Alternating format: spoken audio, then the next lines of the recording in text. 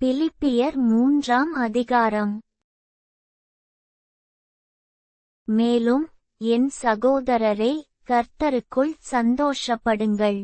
எழுதினவைகளையே எழுதுவது எனக்கு வருத்தமல்ல, அது உங்களுக்கு நலமாயிருக்கும். நாய்களுக்கு எச்சரிக்கையாயிருங்கள், பொல்லாத வேலையாட்களுக்கு எச்சரிக்கையாயிருங்கள், சுன்னத்துக்காரருக்கு எச்சரிக்கையாயிருங்கள். ஏனெனில் மாம்சத்தின் மேல் நம்பிக்கையாயிராமல் ஆவியினாலே தேவனுக்கு ஆராதனை செய்து கிறிஸ்து இயேசுவுக்குள் மேன்மை பாராட்டுகிற நாமே விருத்த சேதனமுள்ளவர்கள். மாம்சத்தின் மேல் நம்பிக்கை வைக்க வேண்டுமானால் நானும் வைக்கலாம். வேறொருவன் மாம்சத்தின் மேல் நம்பிக்கையாயிருக்க நினைத்தால் நான் அதிகமாய் அப்படிச் செய்யலாம்.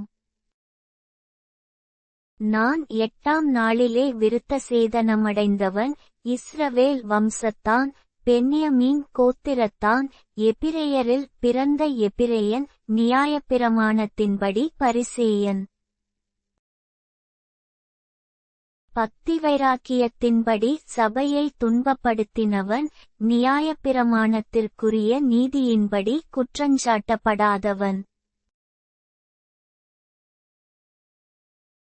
ஆகிலும் எனக்கு லாபமாயிருந்தவைகளெவைகளோ அவைகளை கிறிஸ்துவுக்காக நஷ்டமென்று எண்ணினேன். அதுமாத்திரமல்ல, என் கர்த்தராகிய கிறிஸ்து இயேசுவை அறிகிற அறிவின் மேன்மைக்காக எல்லாவற்றையும் நஷ்டமென்று எண்ணிக்கொண்டிருக்கிறேன்.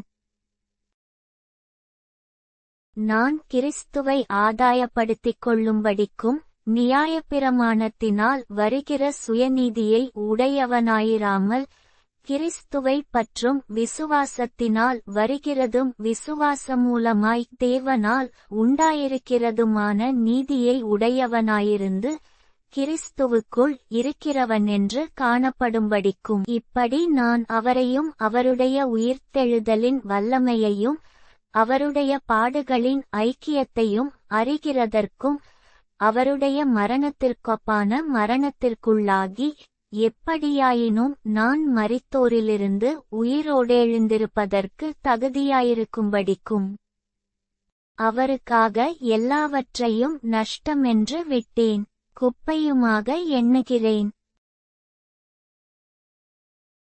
நான் அடைந்தாயிற்று அல்லது முற்றும் தேறினவனானேன் என்று எண்ணாமல், கிறிஸ்து இயேசுவினால் நான் எதற்காக பிடிக்கப்பட்டேனோ அதை நான் பிடித்துக்கொள்ளும்படி ஆசையாய் தொடர்கிறேன். சகோதரரே, அதை பிடித்துக்கொண்டேனென்று நான் எண்ணுகிறதில்லை. ஒன்று செய்கிறேன், பின்னானவைகளை மறந்து முன்னானவைகளை நாடி கிறிஸ்து இயேசுவுக்குள் தேவன் அழைத்த பரம அழைப்பின் பந்தயப் பொருளுக்காக இலக்கை நோக்கி தொடருகிறேன். ஆகையால் நம்மில் தேறினவர்கள் யாவரும் இந்தச் சிந்தையாயிருக்கக் கடவோம். எந்த காரியத்திலாவது நீங்கள் வேறே சிந்தையாயிருந்தால் அதையும் தேவன் உங்களுக்கு வெளிப்படுத்துவார்.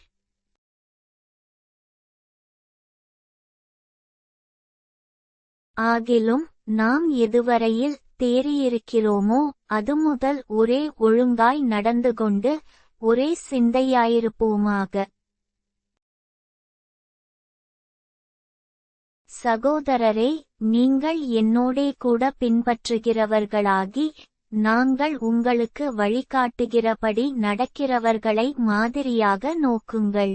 ஏனெனில் அநேகர் வேறுவிதமாய் நடக்கிறார்கள். அவர்கள் கிறிஸ்துவின் சிலுவைக்கு பகைஞரென்று உங்களுக்கு அநேகந்தரம் சொன்னேன், இப்பொழுதும் கண்ணீரோடும் சொல்லுகிறேன். அவர்கள் முடிவு அழிவு, அவர்களுடைய தேவன் வயிறு, அவர்களுடைய மகிமை அவர்களுடைய இலச்சையே, அவர்கள் பூமிக்கடுத்தவைகளைச் சிந்திக்கிறார்கள். நம்முடைய குடியிருப்போ பரலோகத்திலிருக்கிறது, அங்கேயிருந்து கர்த்தராயிருக்கிற இயேசு கிறிஸ்து என்னும் இரட்சகர் வர எதிர்பார்த்து கொண்டிருக்கிறோம்.